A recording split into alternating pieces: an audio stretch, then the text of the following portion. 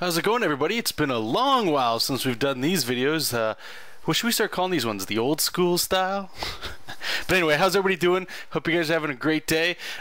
Just before we get started here, this video, I believe, was about a 2-hour video. And it's now playing at like 1200%.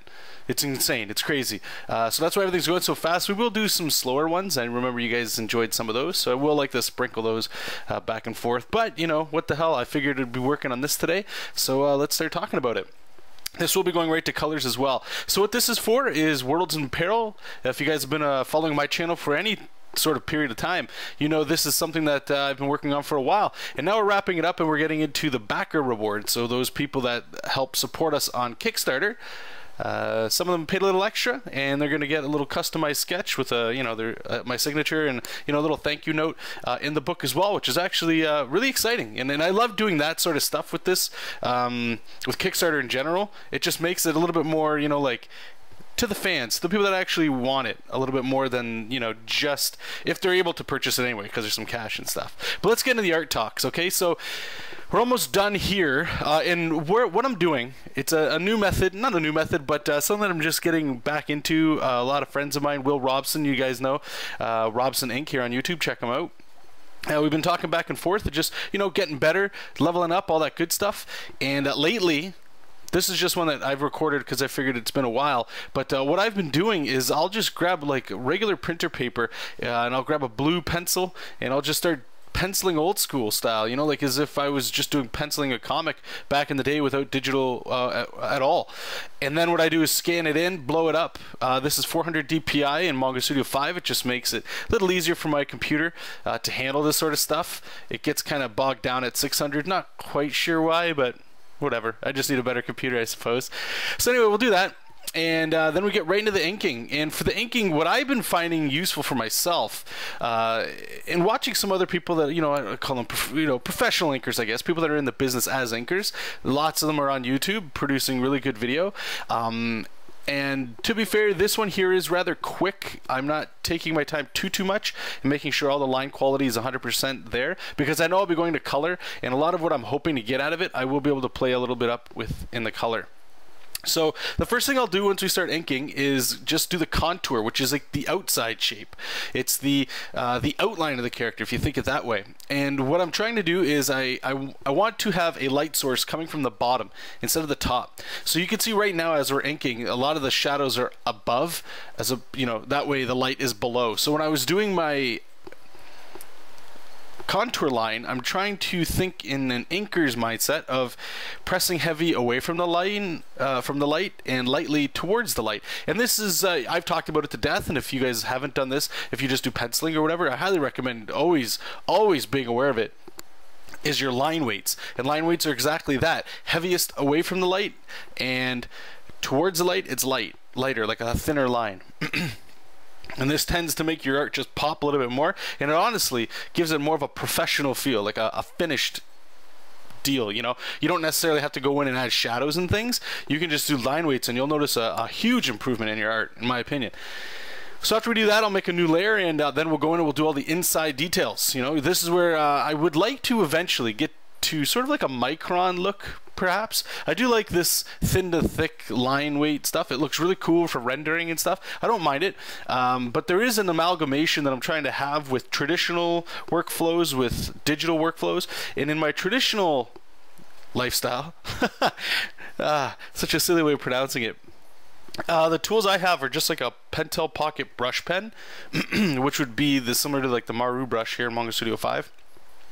And then all my detail work I use with my Pilot High-Tech C, or just microns, and those are all pens. So what I'm going to be actively looking for once this project is done is like playing around with the markers. Now the reason I do like this, the line weight variation that I can get with what I'm already doing right now, is I find it's easier to go through mistakes, I suppose. Like, I can build out of mistakes. I can carve myself out. Meaning, if I'm drawing something, and maybe the line's a little wiggly, I can just go in there and just sort of like finesse it with this line weight stuff, which is fine. There's nothing wrong with it.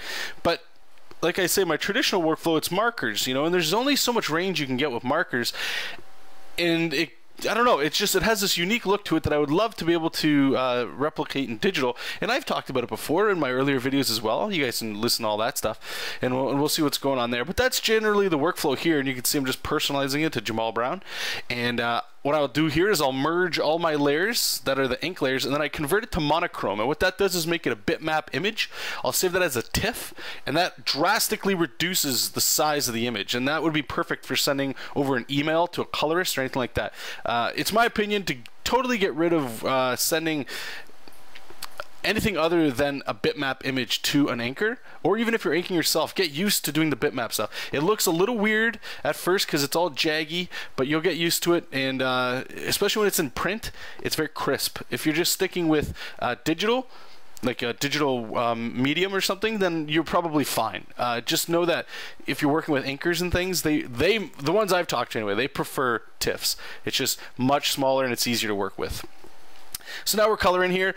You saw me quickly in the beginning there. Hopefully you guys, it's going way too fast, I realize that. If you need to go back, that's cool too. What I did is, there's 3 backer rewards. I've already done one, and this one here, I just took the background that I copied from the first one and put it into here so that there's that cohesive look to all of these. And that's it. So the next stage we did is I turned the line art to multiply, made a layer underneath of it, and just made the selection so that this would be like my flats, my master flat layer. You can go back to there's a video I had just uploaded. I forget what it's called. It should be like Photoshop masking or something like that. And what you do is you can make this giant mask of the character, and then you make layers above it, and you what is the word for that? Well, they are masks. I apologize. You're basically making like a mask inside of a mask, or a mask inside of a selection. That way your colors can go in between there. I prefer working that way as opposed necessarily to making a flats layer that some colorists do. It's all preference. I highly recommend experimenting a little bit to see what you can get, some range. And all that's just flats, and right now we got a multiply layer. You saw me quickly just do this disgusting blob in the middle of the character, and what I do with that is I make my shadows a multiply layer, and I'll go to image adjust hue saturation, and I can start playing around with the volume, the value in the hues to see what kind of shadow color I like, and then I can go back and adjust it and just paint with that. I'm doing the same thing here. The idea that I wanted to do with this, and it didn't really work out, and I didn't want to experiment too much in this video, because if I screwed up or if I failed too much, the cleanup work in trying to get myself out of that hole would have been brutal. Again, I knew I had a couple things to hit with this. Deadlines, it needs to have a coherent look with the rest of the book, as well as, and this is pretty cool that I can do all 3, as well as be a quick YouTube video. And you know, painting yourself out of problems is a great learning exercise, and it's awesome to see other artists do that. So I will try to do those in the future for you guys. So what I was trying to do is have this light source from the bottom, but it wasn't working. So what I had to do is go back and just adjust the color to the local hues. So anyway, I hope you guys enjoyed the video. It's been a little while, and if you guys wouldn't mind hitting like if you liked the video, and don't forget to subscribe. And until the next video, guys, like usual, keep reading comics, keep making comics, and I'll talk to you very, very soon. Bye-bye.